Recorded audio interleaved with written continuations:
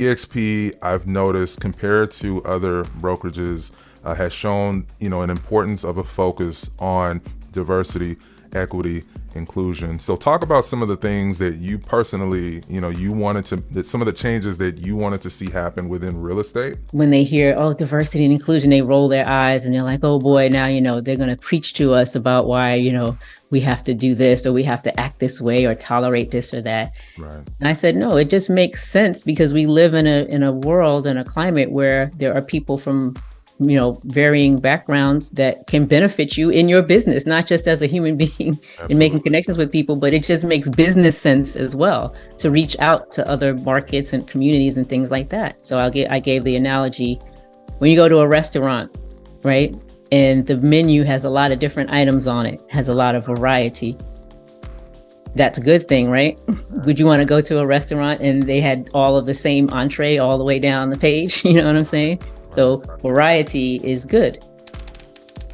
What's going on, everybody? It's your brother, it's your uncle, it's your favorite realtor's favorite realtor, Marvin Oria, and I'm here today with another installment of the Equity Podcast. I am incredibly excited for today's podcast because my guest here today is someone who is doing some very, very special things inside and outside of real estate.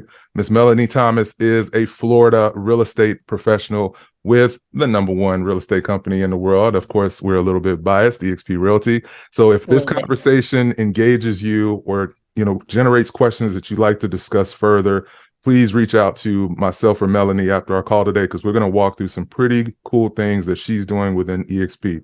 Melanie, how are you this afternoon? I am great, Marvin. Thank you for having me, sir. Absolutely, absolutely. Melanie and I, we met a few years ago when I initially joined EXP Realty. And if you know anything about my story, I came from another firm that will not get any shine on this particular podcast. And I joined EXP, of course, for the benefits that you probably have heard other individuals here talk about ad hominem. But for me in the business that I was trying to build, I wanted something a little bit different than what I was seeing out there. So one of the cool things about EXP is that even though we are a cloud-based brokerage, we are more, in my personal opinion, and Melanie, I'm sure you'll have some thoughts on this, but we are more connected through our media and our social media network than most individuals are in your brick and mortar That's offices. crazy, right? That is so true. I say that all the time. People think it's weird, but it's true. Absolutely, absolutely. So, although I've never met Melanie in person, she and I have known each other for quite a while. She's a Florida agent.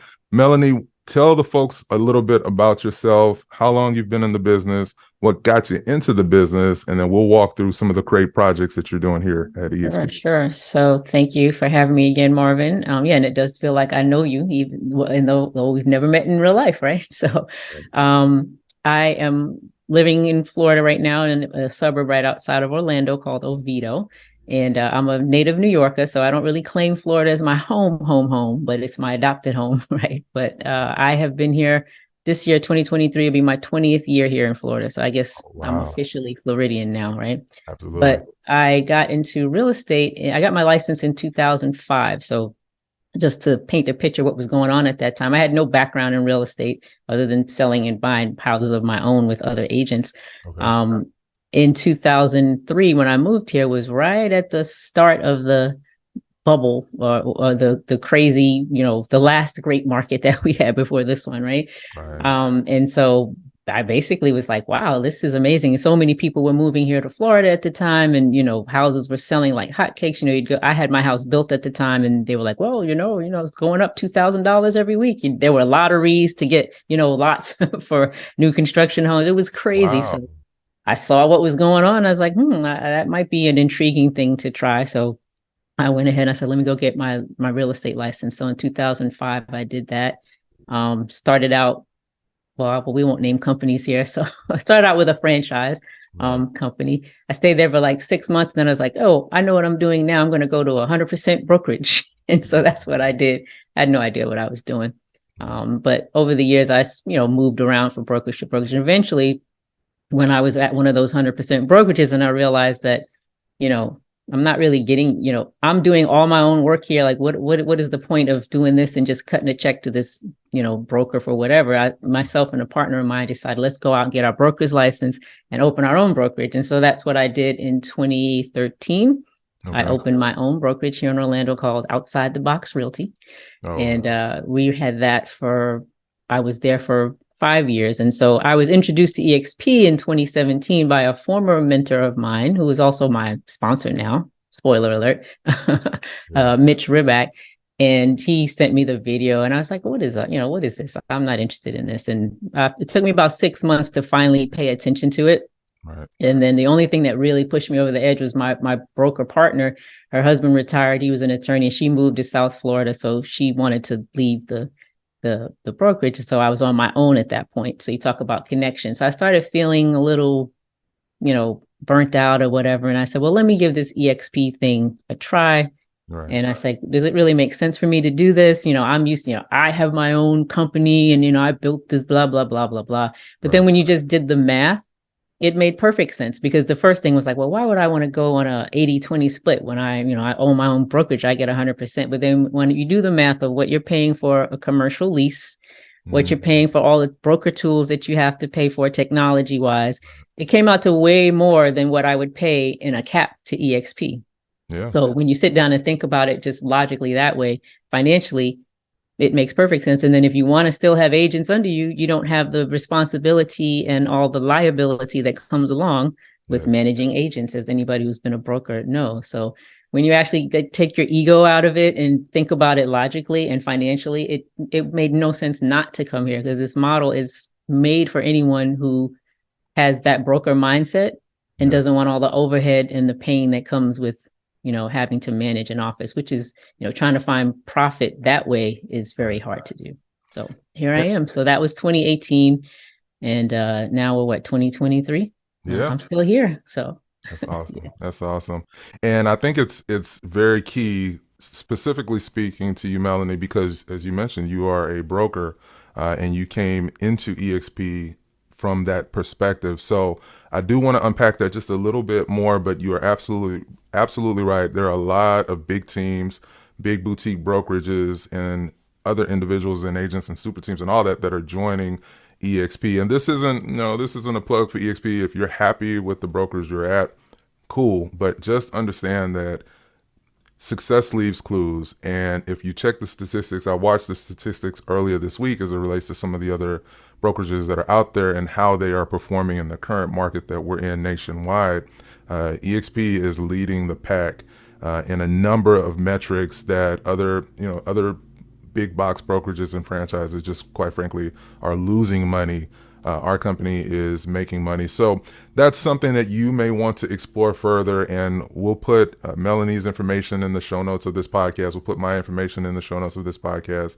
So if you want to learn more and have a further discussion for your business, we can walk through why we moved our practices over to Yeah, EXP. absolutely. And just to just follow up a little bit more on that, Yeah. you're talking about the large teams, but for me, who was a small independent brokerage, it really is crazy to try to, in this, especially in this client environment that we're in right now, to try to, make it on your own Right. rather than having the power of this company or any large company, that just the support that you get. Right. It's kind of silly to try to be out there on an island by yourself if you're a small independent broker right now. Right. I would definitely look at other options if you were doing that. So I love it. I love it. So you get here to EXP and you are definitely not a secret agent. So I want to talk about just some of the initiatives that you and some of the other folks in leadership within the company are doing for all agents, as well as agents that are specifically, from certain communities. right. In the wake of the unfortunate murder of George Floyd and others due to police brutality, systemic racism, all that stuff. You know, EXP, I've noticed, compared to other brokerages, has shown an importance of a focus on diversity, equity, inclusion. So talk about some of the things that you personally, you wanted to, that some of the changes that you wanted to see happen within real estate, especially because you are part of two different communities, of course, being a person of color and, of course, being female. So, walk through how that experience has been for you and why you felt you here at EXP, you're really able to blossom in your role. Sure, yeah, and I love to tell the story because I'll go backwards in time a little bit. So yeah, when I first joined EXP, it Right. wasn't all sunshine and rainbows for me at the time because I still was kind of back in, I don't know what year you joined, but we were a lot smaller then, Right. and I still was feeling a type of way about giving up my brokerage. I was a little bit feeling untethered. So this was all new to me, this virtual environment, and I was not plugged in at all. So I Right. started to feel isolated in those first few months that I was here. And I was like, did I make a mistake? Do I really even want to still do real estate? I was just like all over the place mentally, emotionally, and Right. professionally, everything. And so I started to just disconnect, and I was thinking about leaving. Right. Mhm. So I'll tie this into why what we're doing now is so important. So since I live in Orlando, and you know that one of our signature events every year is the shareholder summit that we have here. So Right. I said to myself, well, you know what? I don't really know anybody. At that time, I was not on workplace. I wasn't really doing anything, right? So that's why I felt so disconnected. So I said, I'm going to go to this event and see, who I can meet, or, if it changes my mind about how I'm feeling. If I'm not feeling it, then that's going to be, I'm gonna make up my mind to go. So this Right. was kind of like my last chance to try to figure out if I wanted to be here or not. Hmm. So I joined in July of 2018. So it was about a year in, I guess, not 6 months in. So the shareholder summit I went to was in June of 2019. So I showed up that morning. I went on workplace and I was like, I don't really see anybody that looks like me. I was like, well, us go check it out. Let's give it a chance. So I went, and the event was great, like they always are. But Right. still, I wasn't feeling totally connected still. I still had this block mentally, whatever. And Right. so I looked on the agenda for the day, and I saw that there was this event coming up in the afternoon after lunch called the One EXP meet and greet. So I was like, well, Right. what is One EXP? And it said, oh, it was an organization for, diversity, blah, blah, blah. So I was like, all right, well, that sounds interesting. Hmm. And I remember calling my mom at lunchtime, and I was like, yeah, I don't know. She's like, how's it going? I said, it's okay. I'm going to stick around for this one last thing. And if I don't like it, I'm going home. She's like, well, Right. just go. You never know who you might meet. So I was like, okay. So I went. And it was over by the pool at the Rosen Center, or wherever, Shingle Creek, wherever we have the shareholders all the time. Right. And there I saw Fee Gentry, who I didn't know at the time was Fee Gentry, but she was out there handing out little stickers for One EXP. And we sat down and had a conversation, and she told me all about, first of all, I had never seen too many people that look like us to that point. And I was like, wow, look at all the people that are here. It was amazing. There was a array of people from all sorts of backgrounds there, because she explained what One EXP was going to be about. It was going to be EXP's, diversity initiative and so forth. And Right. I was just meeting people I had never seen before in my other interactions with the brokerage, virtually or whatever. And I met great people. I had a great time. And she told me that she started this group called the Black EXP Network. And they were going to go out to dinner later and meet with all the people that were here in Orlando. So long story short, met a bunch of people. Michael Collier was there that night. I met him for the first time. Damian Forrester, Guy Allen, Elgin Walker, all the OGs, as we call them, of the Black EXP Network were there. So I joined that night, and Awesome. the rest is history. And I instantly felt like I had found my tribe, if you know what I mean, right? Right. And by that, just not just racially or anything like that. It just was, I was connected to something greater than what I had seen before, what I had felt before. And it was off and running from there. And so I always tell that story, is to tell people, if that group wasn't there, if she wasn't there, if he wasn't there, if One EXP wasn't there, I probably would have left that Wow. day. Wow. And that's why it's so important to keep these connections, these avenues of for us to meet, Yeah. greet, support each other. It's so important, because you never know when it is somebody who's just maybe on the edge of leaving, or just needs that little spark to do Absolutely. something more, or to stay engaged or whatever.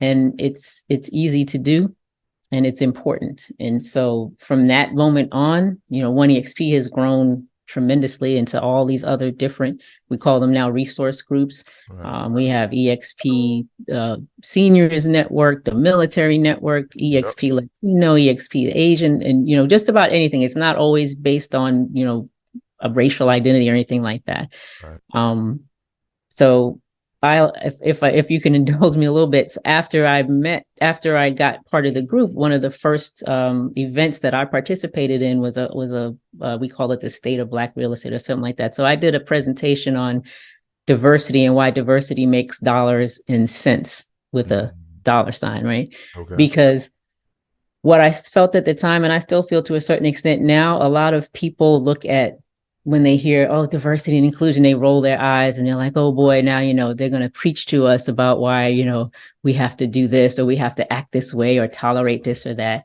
Right. And I said, no, it just makes sense because we live in a world and a climate where there are people from varying backgrounds that can benefit you in your business, not just as a human being and making Absolutely. connections with people, but it just makes business sense as well to Right. reach out to other markets and communities and things like that. So Right. I tied that in and I said, people correlate the word diversity now. They think of it as something, oh well, people making themselves different. Like, oh, why do you guys have to have these groups to differentiate yourself or separate yourself? And I always said it's never that.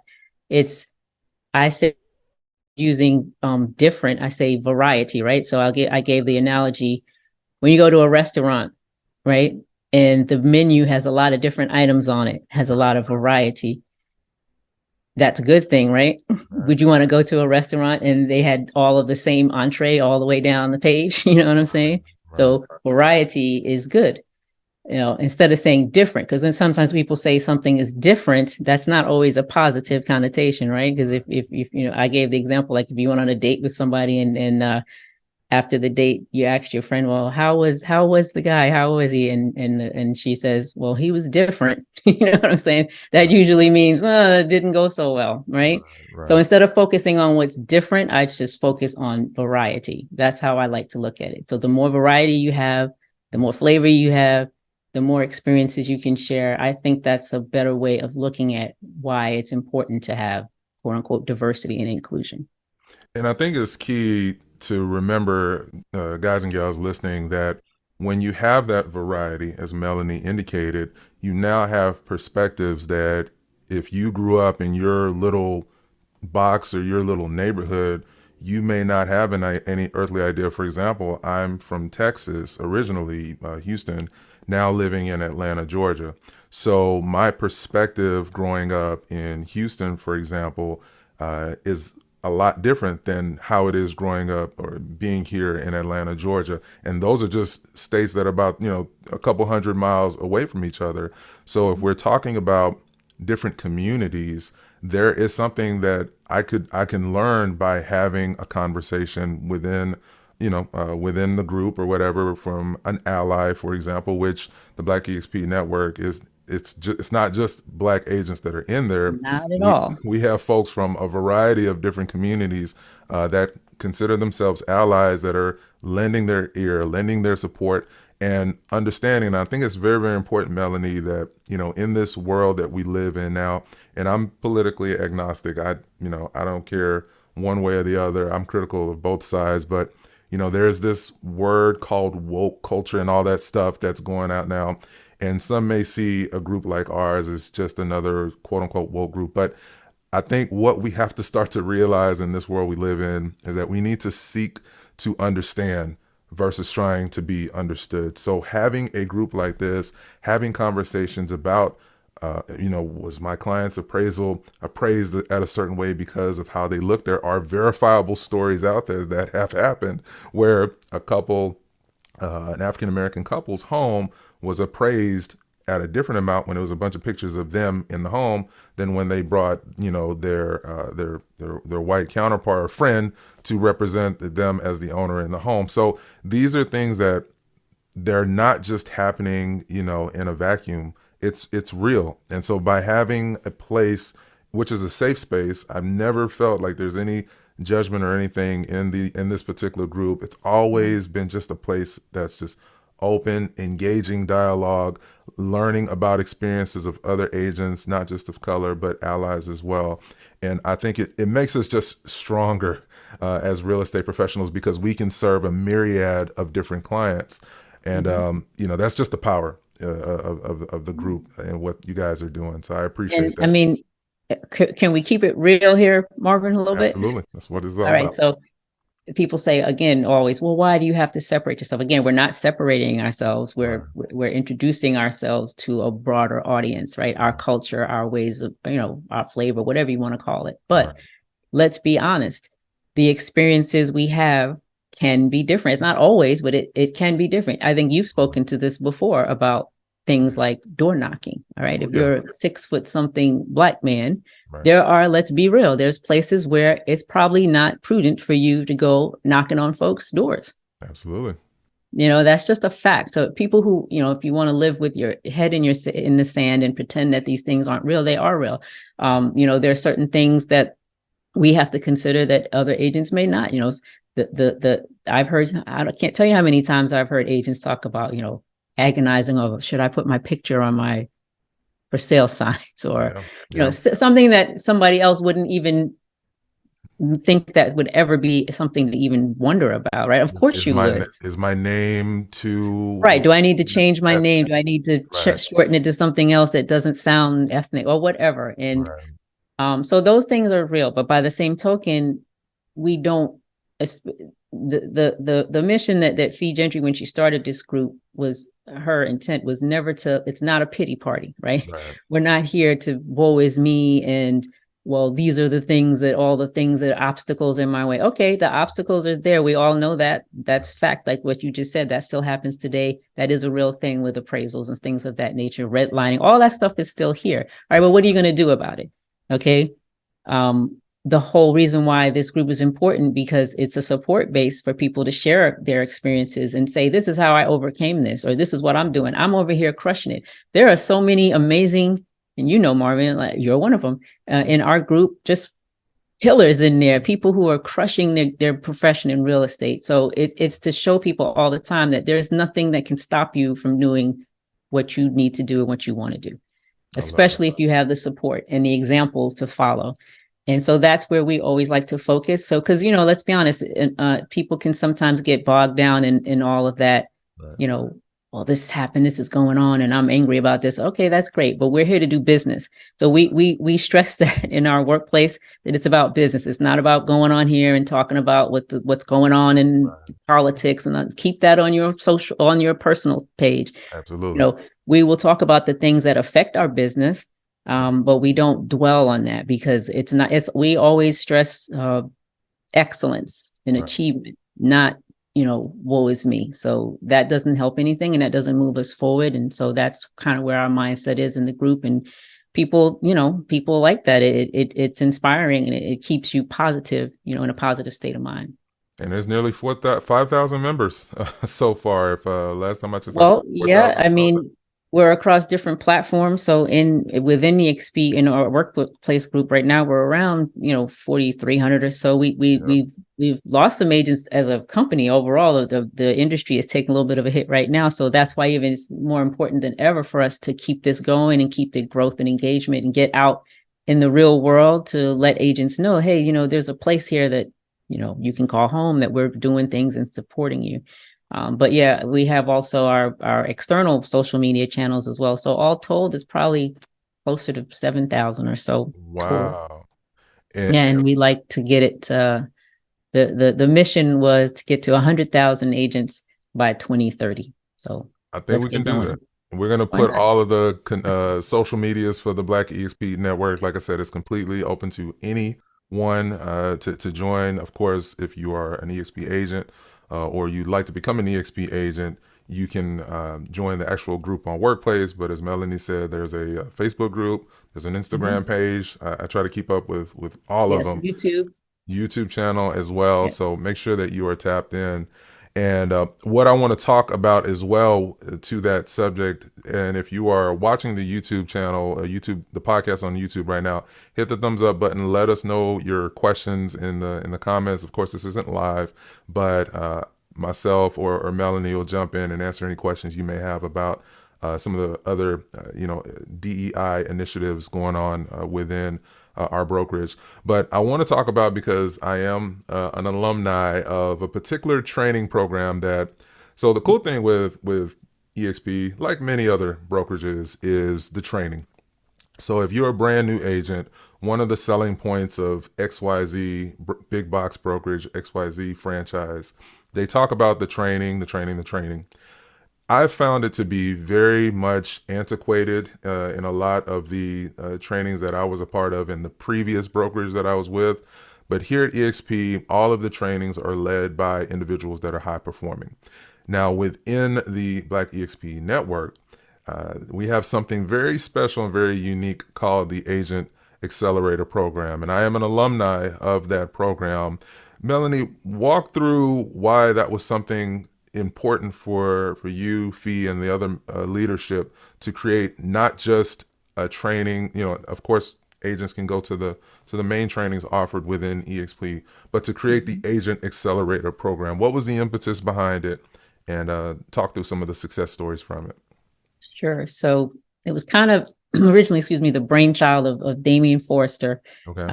who's used to be until this year the state broker from Montana, Okay. and Kathy Austin also, who's licensed down there with you in Georgia. She's licensed in every state probably.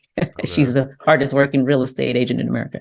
But and then Fee and myself and Michael Collier, and at that time we all kind of met about it, and there was a need for something additional. We do have a mentor program here at EXP, Right. but again, we wanted something that was kind of targeted towards our community, right?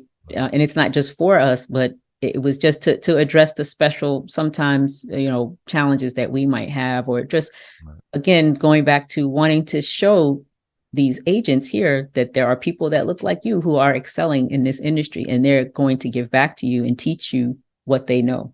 And just that ability to be able to present that to agents in a different way, Right. being trained by somebody who's not just telling you this is how you do X, Y, and Z, but somebody that looks like you, who you see is really actually doing it. And that was the whole mindset behind it. And so we added the element of having it be a live training, as opposed to, it's one thing to watch a video on demand, and some people can learn fine that way, but some people need that extra accountability from having somebody who's going through it with you in Right. real time, Right. who's keeping you accountable. And so we developed that kind of live classroom setting with the accountability factor, and people have found that to be very effective, because it holds you accountable. Absolutely. I can just give you a list of videos to go watch, and that's great. But if you don't implement them and nobody's following up with you to find out how you did, Right. it's not going to be necessarily as effective. And like I said, some people can learn that way, but it's helpful for others to have that environment of support, in real time. And Absolutely. so we're 5 classes in now. We'll start our 6th one this spring. Dates to be determined still. But it's been great. We've had several icons come out of this program, people like yourself who are out here, and I know you'll be humble about it, but you have come back to teach with us now. And I hope you do that again. And, I hope that what you got out of it is what you're willing to, pour back into others. Well, I know that that's what you're doing. Absolutely. So if I can brag on you a little bit, you've actually gotten a recent accolade from us as the winner of our first Contributor of the Year award, the Benji Award. There you go. Look at Yeah. that. Yeah. Look at Yeah. that, Yeah. Marvin, I got for a this right. Contributor of the Year. Right there. Yes, ma'am. It's Yeah. This is amazing, and I definitely. I loved if I can, brag on you and the other leadership as well, Melanie.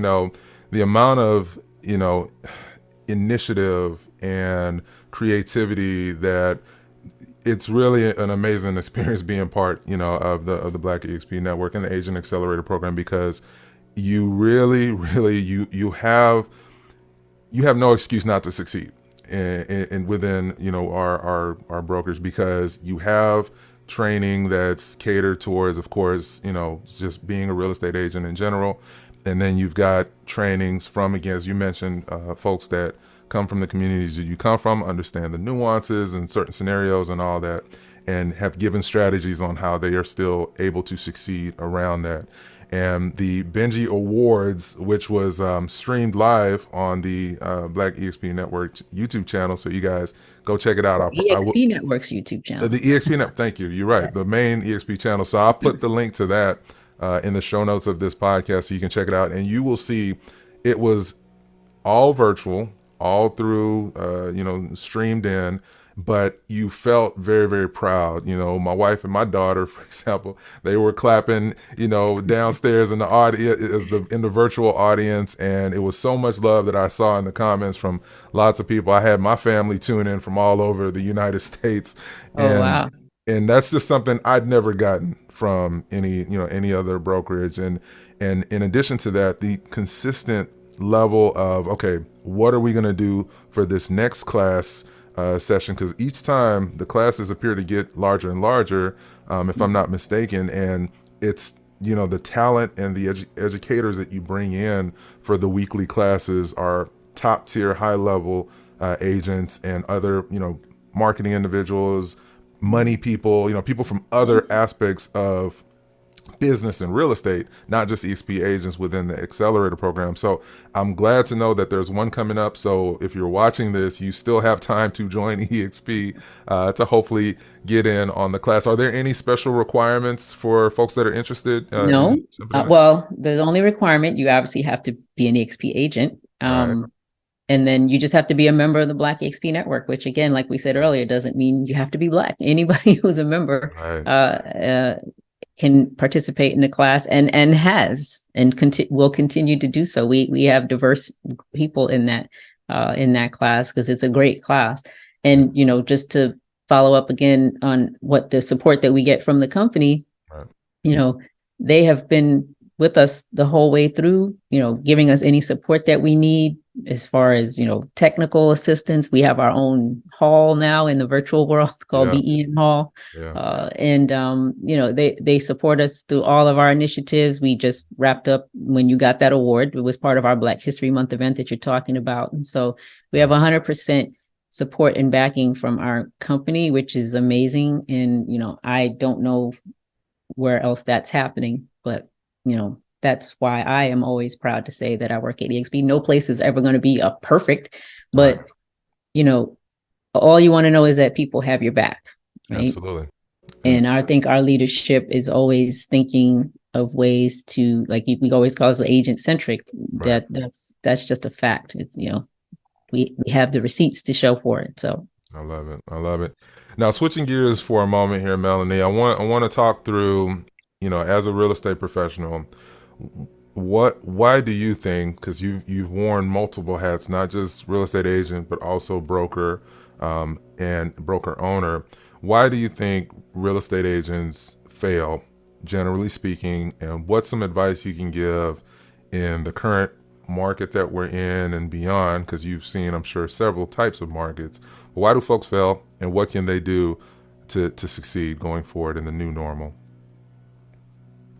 why they fail? Well, probably in this market or any market, it's usually because people don't realize that being a real estate agent is not a job, that you truly are a business owner and an entrepreneur. And so if you come with an employee mindset, you are doomed to fail because you're not going to have the discipline, the focus to work for yourself, to treat your business like a business, and know that you can't just do whatever you want and don't stick to your schedule, or not have a plan, not know your numbers. You have to treat it like you are the CEO of your own corporation. And I think a lot of people don't know how to do that. And then when they see how difficult it is, they get discouraged, and then they look externally for reasons why. Well, it's because of this or that. No, it's because you didn't lean in the way you needed to. Yeah. And then if you're in a brokerage situation where you don't get the support, like, again, you probably have it where you are too, but especially in this market, we get a lot of 100% companies that come out now because they're like, oh, times are hard. You need every penny of your commission. Don't go to a brokerage where you have to split it. Come here and keep all your money. Okay.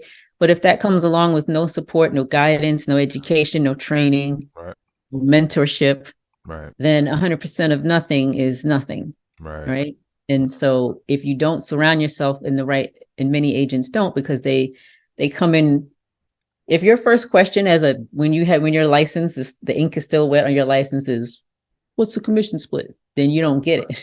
Right. Right. It's Because bigger that's than that. not going to do you any good if you don't know what the devil you're doing. Okay. Right. And so I think that a lot of people just don't find the right fit. And then, when those bills come in and they have to be paid, they just go back to whatever they know because they feel like it's too difficult. But when you get in the right situation where you have support, you have guidance, where you have training Right. from people who are really, again, I can't stress this enough. When people say, "Oh, you're always talking about EXP," but it's the truth. The collaboration to me is the single, by far, most Right. valuable piece of EXP. Right. Forget stock, forget any of that stuff. Right. That in itself is worth its weight in gold. Because as you know, Marvin, we can go on Workplace 24 hours a day, 7 days a week, Yep. and connect with anyone anywhere in the world in our company. Yes. Ask a question, somebody's going to answer you.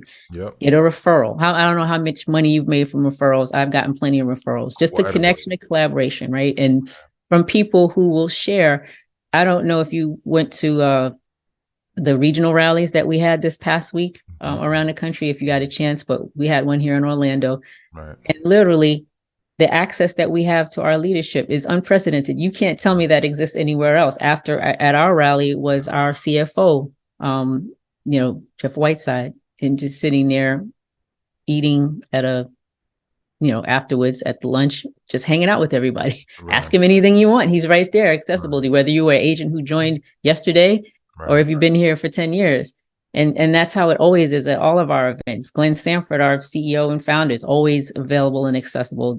There's no ivory tower in our company No. where you don't have access to our leadership. And so there are people in our company that are high producing agents that share all their information, all their secrets, as it were, because Absolutely. we all have one common cause that we are part of. So Yeah. that to me in itself, to go back to your original question, I guess I rambled on a bit, but why people fail, because they don't put themselves in the right situation. They don't have the right mindset going in, and then combine that with the wrong situation. And that's a formula for going back to your 9 to 5. Yeah. I mean, I truly believe, and I mentioned this on my social media, wherever you go, there you are. Right. Mm-hmm. So I think it's important to, check your daily habits. And you made a great analogy, because if you come into it with the 9 to 5 mindset, where you just know all you got to do is show up, but you show up late, you leave early, you don't apply yourself any more than what the job asks of you, and you can still expect a full paycheck for 40 hours of work.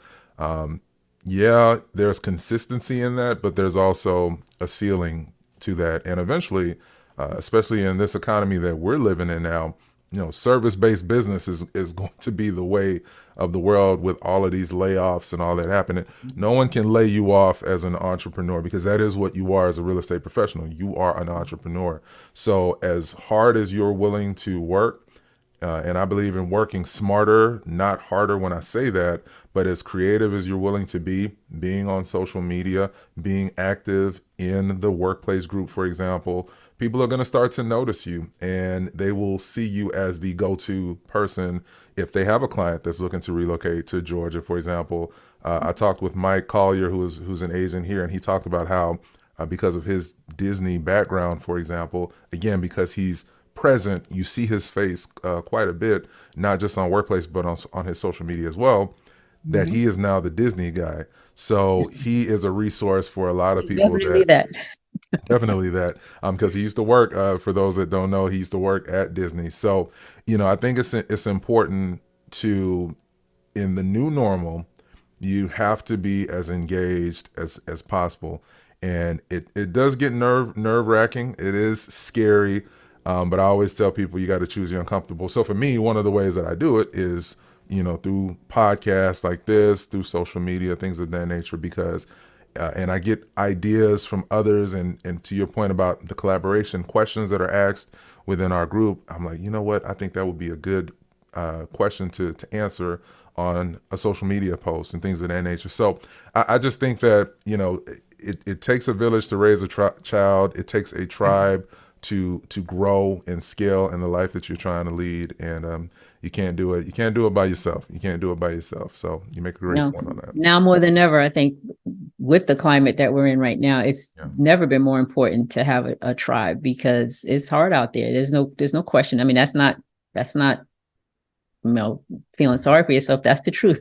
We're in a little bit of a rough patch right now, with the market, and people have a lot of uncertainty, and buyers and sellers are kind of frozen in place a lot of times. So it's more important for us now than ever to be the authority and the expert, because people don't know. All they know is what they hear on television, which is awful. Right. And so you have to keep them educated so that they understand.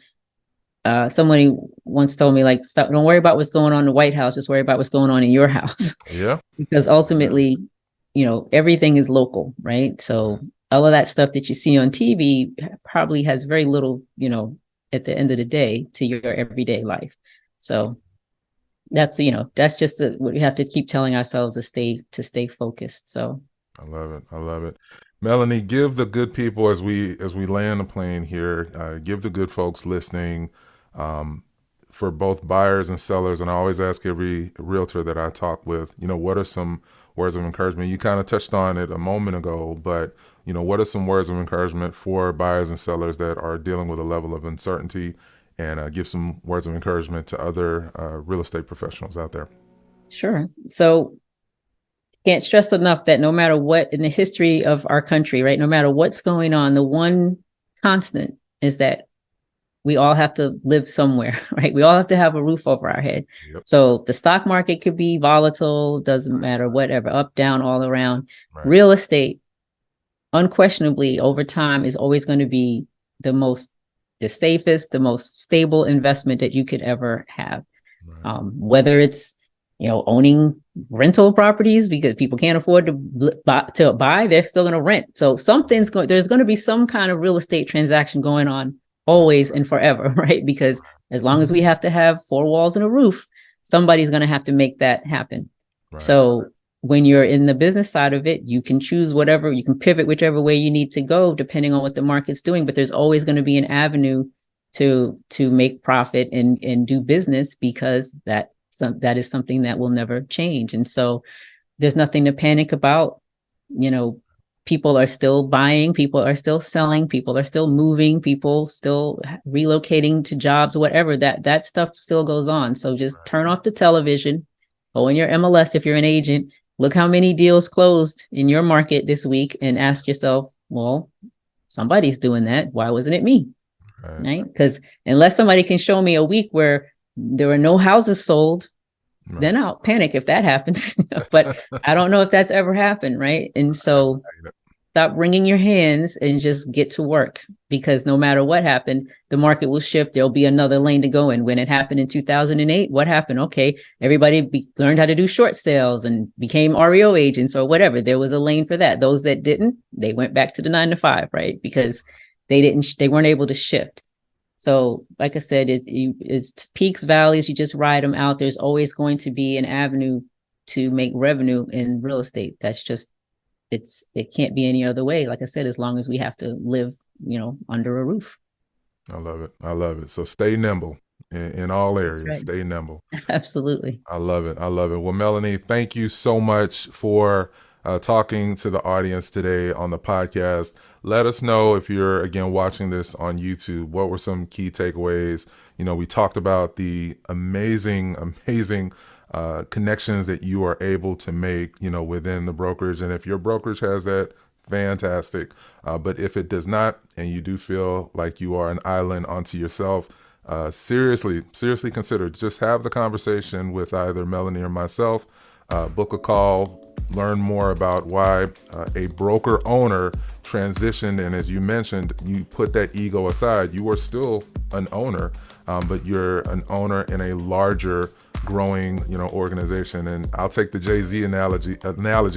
I'll take 1% of a billion versus 100% of nothing every day. And you made a great point to that earlier in the conversation.